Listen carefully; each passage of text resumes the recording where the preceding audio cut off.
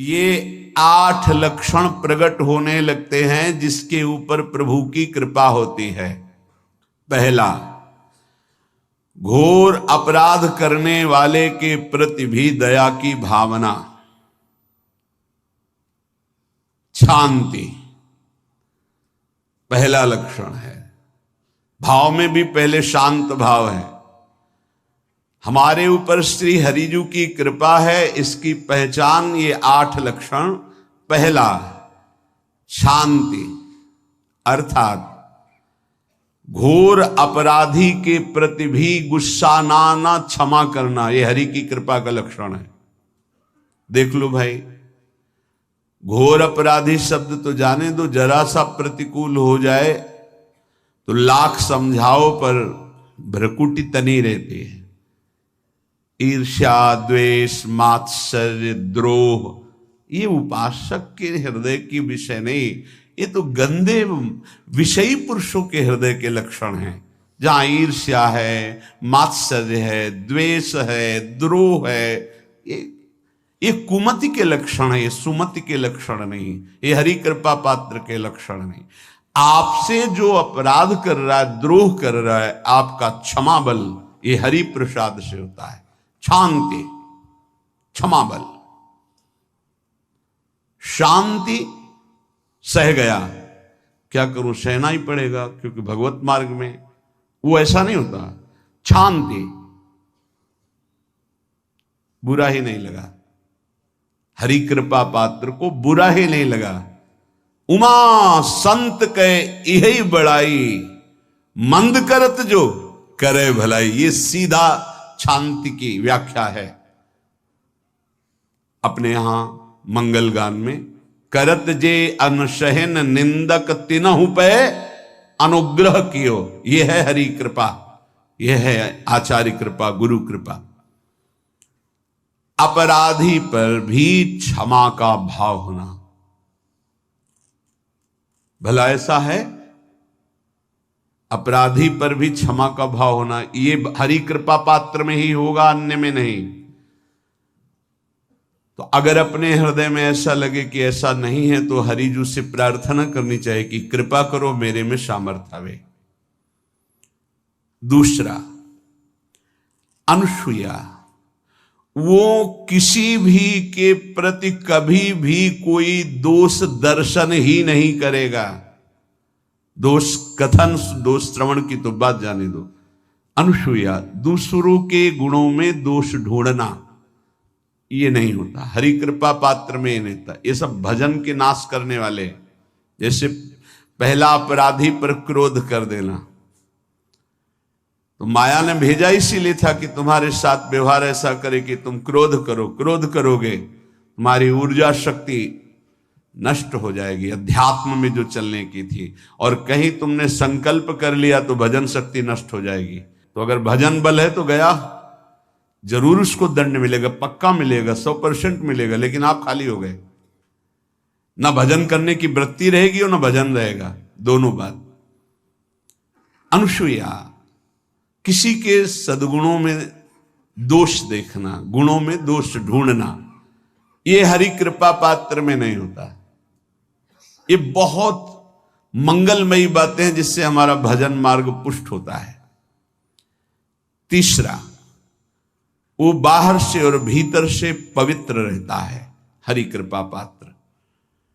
शौचाचार का ज्ञान होना चाहिए, वस्त्र आपके पवित्र होने चाहिए, ये बाहरी जल रज आदि के द्वारा बाहरी पवित्रता, और निष्कपटता, निश्चलता, सत्य भाव, ये अंदर की पवित्रता है। अगर कपट है, छल है, असत्य है तो हृदय मलिन रहता है। भीतर और बाहर से पवित्र रहना, इसमें खास बात क्या है भीतर और बाहर से पवित्र रहने में? भीतर और बाहर से सदैव पवित्र कौन रह सकता है? तो बोले जो पुंडरीकाक्ष भगवान श्री हरि का, प्रियाजू का स्मरण करता रहता है, वो शवायाभ्यंतर शुचि, वो बाह्य और अभ्यंतर दोनों से पावन रहता है। तीसरी जो कृपा का लक्षण है, अर्थात वो सदैव भगवत चिंतन परायण, शौचाचार का पालन करने वाला, बाहर और भीतर से हरि कृपा पात्र पवित्र रहता है।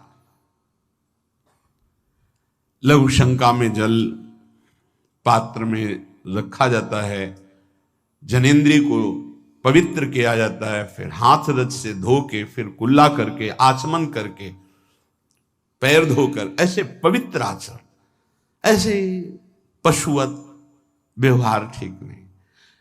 कुछ लोग ऐसी गलती करते हैं कि जिसमें शौच हुआ जाता है उसी में बैठकर लघु शंका करते हैं, तो सारे वस्त्र, पूरा शरीर अपवित्र हो गया आपका। अब तो अटैच बाथरूम की व्यवस्था माया ने कर दी है।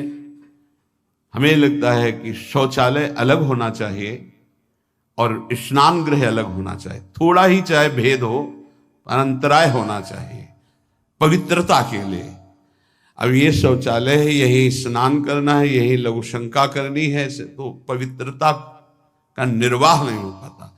यदि जिस उस जगह आप शौच करते हैं, जो बैठकर उसी पे बैठ के लघु शंका करते हैं, तो आपको पूरा वस्त्र सहित स्नान करना चाहिए पवित्रता के, तभी बुद्धि भ्रष्ट हो जाती है। आपको मंत्र का निरंतर चलना ये कठिन पड़ जाएगा। पवित्रता का निर्वाह करो। देह राग मिटने के बाद एक स्थिति आती है, अवधूत स्थिति, उसमें फिर शरीर की पवित्रता का कोई संबंध नहीं रह जाता। पर अभी तो संबंध है ना देह भाव से, तो बहुत हो से लघु शंका ऐसे करें कि आपके पैरों में, वस्त्रों में छिट्टी ना पड़े, पवित्र रहें। हर समय हमें पवित्र मंत्र जपना है, नाम जपना है, श्री की सेवा में रहना है। बहुत जल्दीबाजी, खड़े खड़े लघु शंका की, छिट्टियां पड़ रही, बस ऐसे चल दिए, वो पशुवत आचरण भगवत मार्ग में नहीं चल पाओगे। वो अंदर तुम्हारे व्याकुलता पैदा करता रहेगा, भोगों की, संसार की। शौचाचार का बहुत बड़ा फल है, शरीर राग छूट जाएगा। ये बात समझ लो, शरीर राग छूट जाएगा। शरीर संबंधी पवित्रता शरीर राग छुड़ा देती है, आंतरिक रहस्य है ये। चौथा, ऐसे कार्यों का अनुष्ठान न करें जिनमें हमारा भजन छूटता है, जिनमें सत्य छूटता है, जिनमें भगवत भाव छूटता है।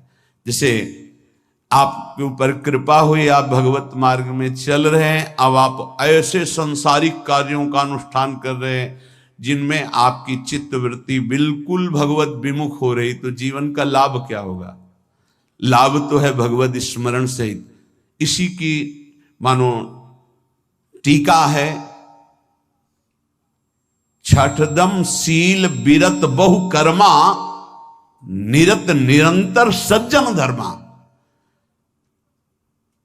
शीलवान और ऐसे कर्मों से विरत जिनसे भगवत विस्मरण होता है, जो सज्जन पुरुषों के द्वारा धर्मानुष्ठान होते हुए उन्हीं का अनुष्ठान, ऐसे कर्मों में ना जाए जिससे भगवत विस्मरण होता है।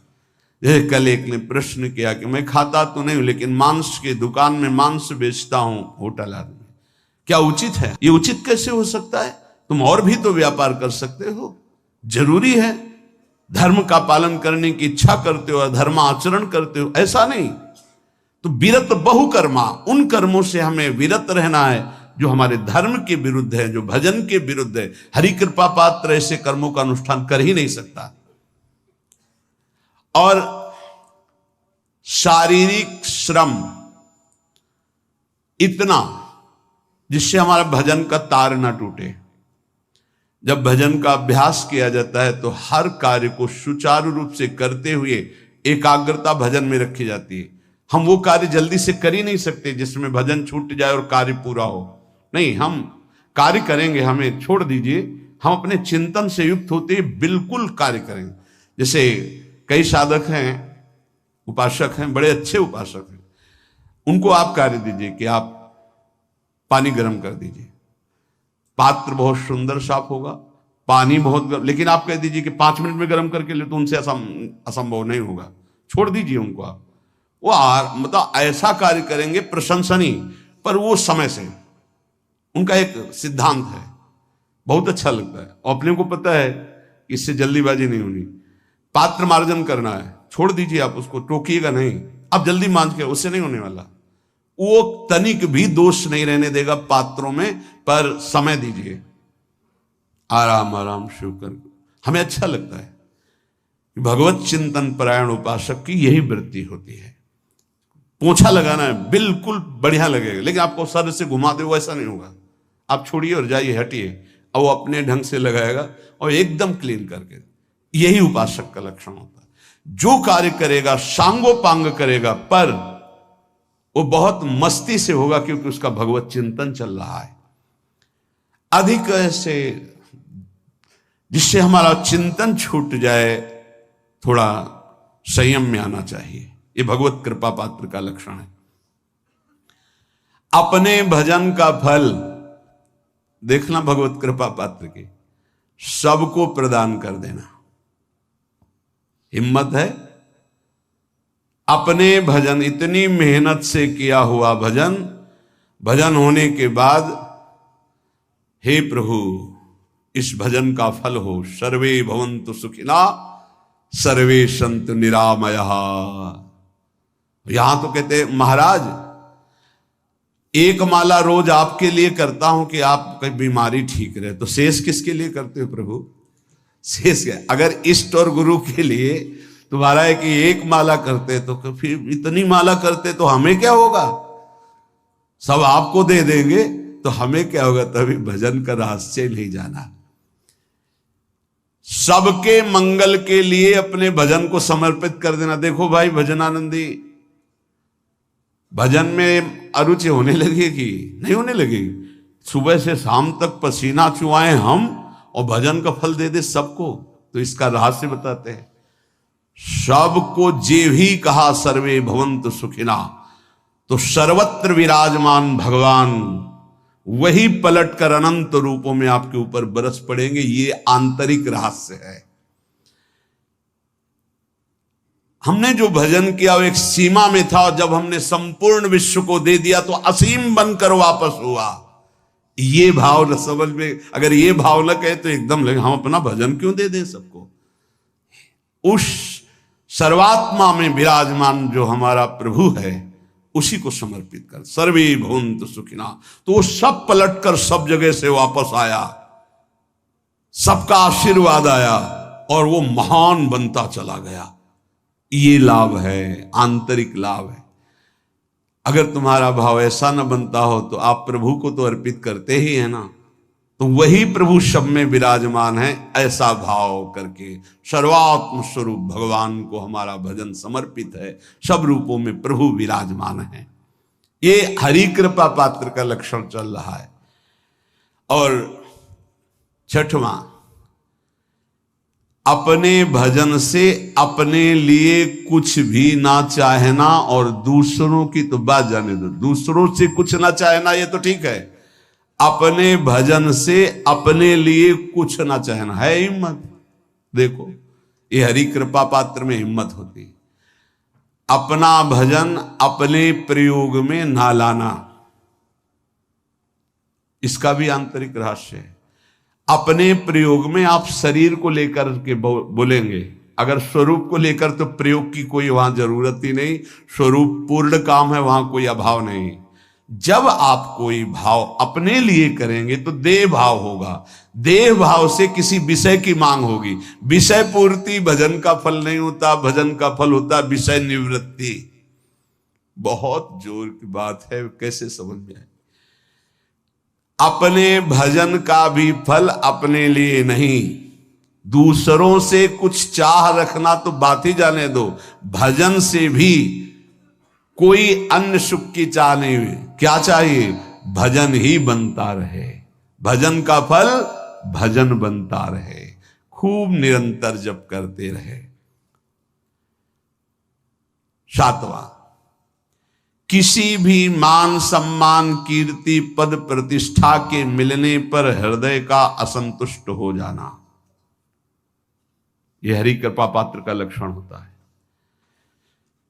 प्रणाम नमस्कार जय हो तो हृदय में असंतुष्ट हो जाना चाहिए। कोई किंचन मात्र अभिमान न उदय हो जाए। प्रभु बचाओ, ये माया की चकाचौंध से बचा लो नाथ।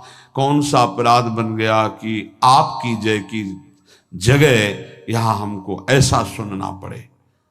जैसे एक बार महापुरुष जन कहे थे कि जब गुरुजन बड़ाई करने लगे सामने शिष्य की, तो उसको ग्रीवा झुका लेनी चाहिए और पश्चाताप करना चाहिए कि कोई गलती हो गई, आज हमारे गुरुजी ने हमारी बड़ाई कैसे कर दी, इसका मतलब कोई दोष बन गया, कोई गलती हो गई, और प्रार्थना करना चाहिए कि क्षमा कीजिएगा महाराज, अगर कोई गलती हो तो दंड दीजिएगा, लेकिन ये दंड मत दीजिएगा कि आप हमारी प्रशंसा कर रहे हैं। भगवान, इससे बड़ा और कोई दंड नहीं हो, ऐसा महसूस होना चाहिए। सम्मानम कलयाति घोर गरलम, ये हरि कृपा पात्र का लक्षण है। नीचापमानम सुधा, नीच पुरुषों द्वारा किया हुआ अपमान अमृत के समान लगे और सम्मान विष के समान लगे। मान प्रतिष्ठा कीर्ति जिसके लिए बड़े बड़े लालायित रहते, हरि कृपा पात्र को विष की तरह चुभती है। और 8वां, किसी भी प्राणी समुदाय से संबंध ना रखते हुए सब पर दया की भावना, सब पर कृपा की भावना, सब पर करुणा मैत्री, पर किसी से ममता नहीं। ये सूत्र बहुत व्यवहार में प्रयोग करने योग्य है। सबसे करुणा और मैत्री, पर किसी से ममता नहीं। करुणा तो करी भरत जी ने, मैत्री भी की मृग से, पर ममता रहित नहीं रहे। ममता कर ली तो अगला जन्म हिरण का हो गया। ममता नहीं रखनी। निर्ममो निरहंकारा, करुणा मैत्री तो करनी है, जैसे इसमें आदेश है, गीता में जी आदेश है, अद्वेष्टा सर्वभूतान मैत्र करुणैव च, पर निर्ममो निरहंकारा, ये साधक की चतुरता है। प्राणी मात्र पर दया कृपा करुणा मैत्री, पर ममता नहीं। ममता किसी से, और यहां करुणा मैत्री ये तो गायब हो गई, केवल ममता रह गई है। अपने शरीर से ममता, शरीर संबंधियों से ममता, विषय भोगों से ममता, यही जहर है। संबंध में ये ममता ही जहर है, विचारों में अहंकार जहर है, कर्मों में ये आसक्ति जहर है। इसी जहर को मिटा दे तो जीवन मुक्त महापुरुष कर्म करते हुए, विषय सेवन करते हुए, वार्ता करते हुए, विचार करते हुए, बिल्कुल जहर रहित तो उसका जीवन हो गया। तो ये 8 बातें हरि कृपा पात्र में होती हैं, इनको बार बार सुनना, हृदय में धारण करना। जो भक्त होता है, हरि कृपा पात्र होता है, उसमें ये 5 बातें कभी नहीं जागृत होती, स्फुरित ही नहीं होती। पहला, किसी से ईर्ष्या, दूसरा किसी से घृणा, तीसरा किसी से भयभीत हो जाना, चौथा भजन सेवन नृत्य गायन आदि में लज्जा लगना, 5वां किसी की निंदा करना, ये नहीं होती। अब जो आगे वर्णन कर रहे हैं उसमें महापुरुषों की पहचान है। सिद्ध महापुरुष 3 प्रकार के होते हैं। एक होते हैं आचार्य कोटि के, सात्विक विचार वाले, एक होते हैं भ्रष्ट आचरण वाले, एक होते पिशाचाचरण वाले, और तीनों सिद्ध हैं। बहुत बड़े महापुरुष पूज्यपाद उड़िया बाबा जी हैं, वही रहस्य का प्रकाश कर सकते थे, अन्यथा बिना ब्रह्मबोध महापुरुष के ऐसा नहीं। तीनों सिद्ध हैं, तीनों भगवत प्राप्त है। सात्विक आचार वाले, जो आचार्य कोटि के होते हैं, एक एक अक्षर शास्त्र मर्यादा के अनुसार चलने वाले, जैसा शास्त्र कहता वैसा उनके आचरण में दिखाई देगा, और वो उससे सिद्ध भगवत प्राप्त महापुरुष हैं, पर उनके आचरण तस्मात् शास्त्रम प्रमाणम थे। दूसरे भ्रष्टाचार, ऐसों को पहचान पाना बहुत कठिन होगा। भेष मलिन, आचरण मलिन, जैसे आप में कोई पुराना हो तो शायद जान पाएगा, भगवान दास नाम के एक संत इसी चौराहे पे रहते थे। ये जो चौराहा है, कभी नंगे पड़े रहते थे, कभी वो पा रहे उनके साथ कुत्ता पा रहा है, कभी नाली का पानी पी रहे हैं, और भगवत प्राप्त महापुरुष थे। इसकी पहचान स्वयं की। कोई चाय रखने गया, उठा के ईंट मार दी, गाली दे दी, दौड़ पड़े, पकड़ पाए तो 10-5 घूंसे थप्पड़ मार दिए। ऐसा उनका व्यवहार था, भ्रष्टाचार। हलवा कोई रख गया, खिचड़ी रख गया, कुत्ता खा रहा है, उसी के साथ वो खा रहे हैं। कभी गमछा लपेटे, कभी नंगे, सीधे प्रकृति का वार शरीर से सहते थे, बस चौराहे पे ही रहते थे। बहुत अगर गए तो ये राधा टीला है, बस इतना ही उनका था। राधा टीला से इधर, और इधर थोड़ा चढ़ाई जो है जहां पूज्य श्री चंद्रशेखर बाबा जी वास करते, उसके इधर, मतलब चौराहे के बस इतने में ही रहते थे 12 महीना, 20 साल उनको देखा। तो जब काशी से आए हुए थे तो उनको देखा तो उनकी दृष्टि से लगा कि ये स्थिति प्रज्ञ महापुरुष हैं, पर अपने को छुपाए हुए ऐसी लीला करें। पर उनके कुछ ऐसे आचरण थे जिनसे लगा कि इनकी, हमें लगता है, बुद्धि खराब है क्या, मतलब पागलपन का दौड़ा है क्या। ऐसे राधा रमन जी दर्शन करने गए तो जो पुंडरीक जी हैं इनके बाबा, वो उस समय थे, उनके पुत्र जो पुंडरीक जी के पिताजी, वो उनके सहायोग में, तो करुणा कृपा हुई उनकी, उन्होंने देखा। वो तो बाद में परिचय जाना उनका, हमें पता नहीं, तो बाद में परिचय। वो पीत वस्त्र धारण किए हुए वयोवृद्ध एकदम डलिया लाए, राधा रमन जी को निकाल करके अपने को प्रसाद मिला, तो सीधे राधा रमन जी की कृपा का अवलोकन करते हैं और परिक्रमा लगाना। एकदम संकल्प बना, कमंडल में 2 कुलिया रखी, ढक्कन से ऐसे ढक के, और बस मन में आया कि अगर वो बाबा हमसे आते हैं, हमारे कमंडल से कुलिया, सत्य, परम सत्य, कुलिया लेते हैं और पाते हैं और फिर रख के चल देते, तो मैं मान जाऊंगा कि प्रभु ये आपके धाम के सिद्ध महापुरुष हैं, आए हुए थे हम काशी से ऐसे। क्योंकि काशी में ऐसी लीलाएं देखी थी बड़े अवधूत कोटि के महापुरुषों को। आपसे सत्य कहते, वो पेड़ हट गया, रमण रेती में था, बीच रोड में था, चबूतरा बना था, वो ऐसे पड़े थे, वहां के हम बैठ गए, बिजली की तरह उठे, रफ्तार से आए, खड़े हो गए हम बिल्कुल, क्योंकि हमें पता था कि घूंसा और थप्पड़ इनका प्रसाद होता है। हम कहा उस समय, हम कहा अगर हाथ चलाएंगे तो पकड़ लेंगे ना, बिल्कुल पोजीशन में खड़े।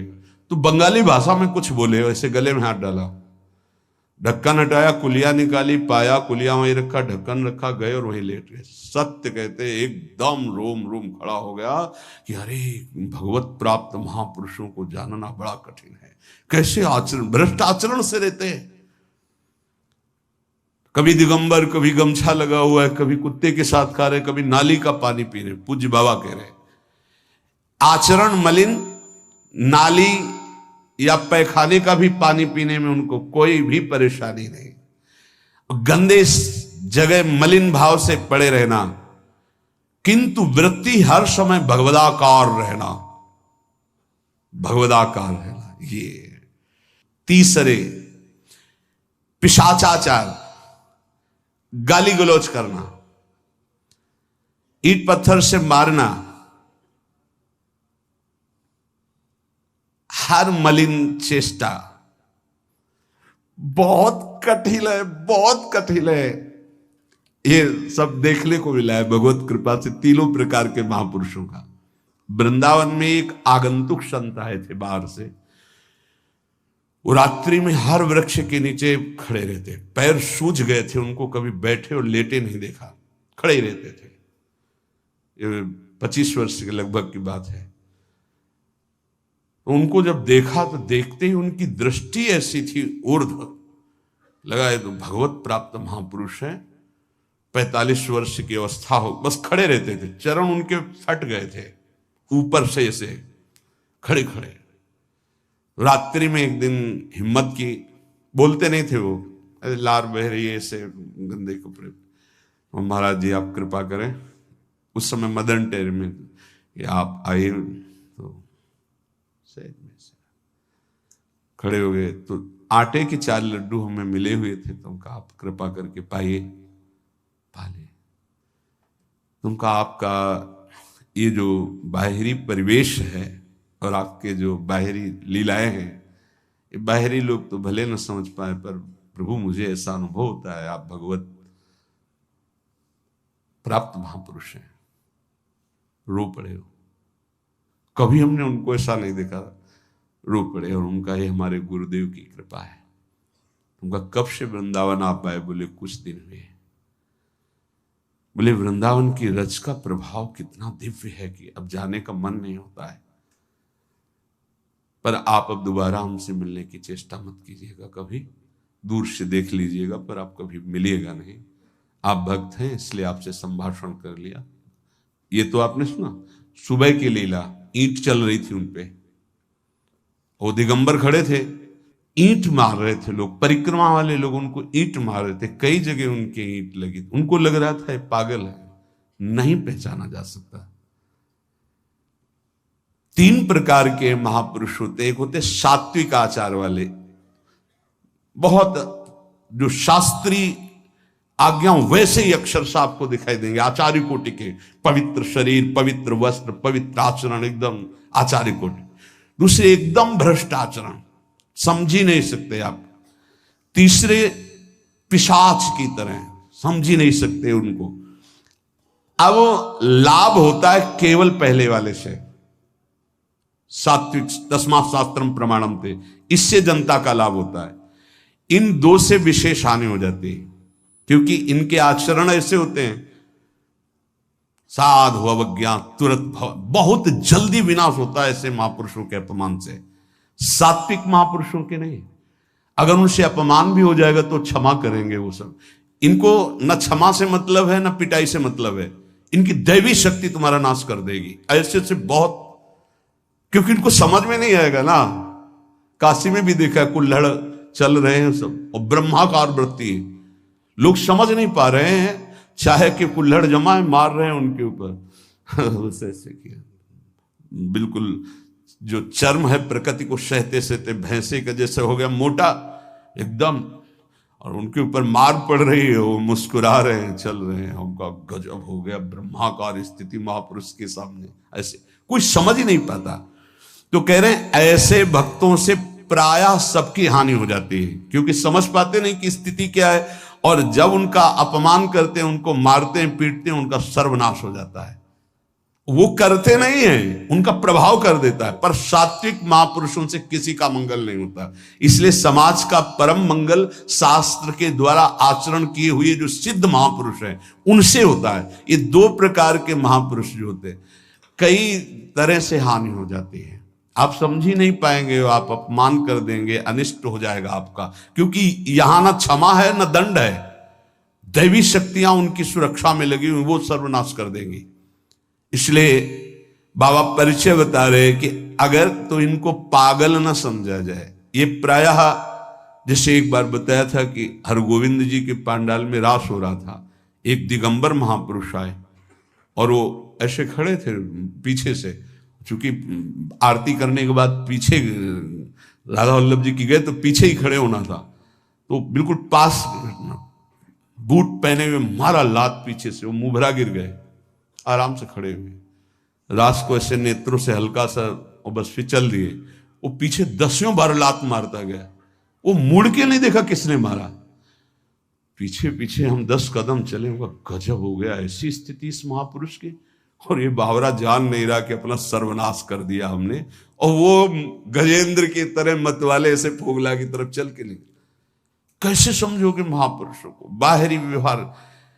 अभी 10-12 वर्ष की बात है, यमुना के पार ऐसे खो करके रहते थे दिगंबर एक महात्मा। अब है कि नहीं मुझे पता नहीं, पहले यमुना किनारे जाते थे बैठने, तो बस वो चीखते थे, राजकुमारी राजकुमार, राजकुमारी राजकुमार, यमुना पार से राजकुमारी राजकुमार। और ऐसे घास नोच नोच के जैसे गाय खाती है ऐसे खाते थे घास, और चिल्लाते क्या थे, राजकुमारी राजकुमार। किसको? प्रिया प्रीतम, राजधानी है ना, तो ऐसे वृंदावन की तरफ खड़े होते ऐसे कहते, राजकुमारी राजकुमार। कैसे कोई महापुरुषों को जाने। भगवान कृपा करें कि किसी भी महापुरुष का कभी कोई अनिष्ट हमारे द्वारा ना हो, कहीं कोई अमंगल बर्ताव ना हो जाए, इसलिए परिचय बताया। कि आप सोच सकते हैं कि ऐसे भला महापुरुष हो सकते हैं? हाँ, पक्का। तीनों प्रकार के महापुरुषों के दर्शन हुए।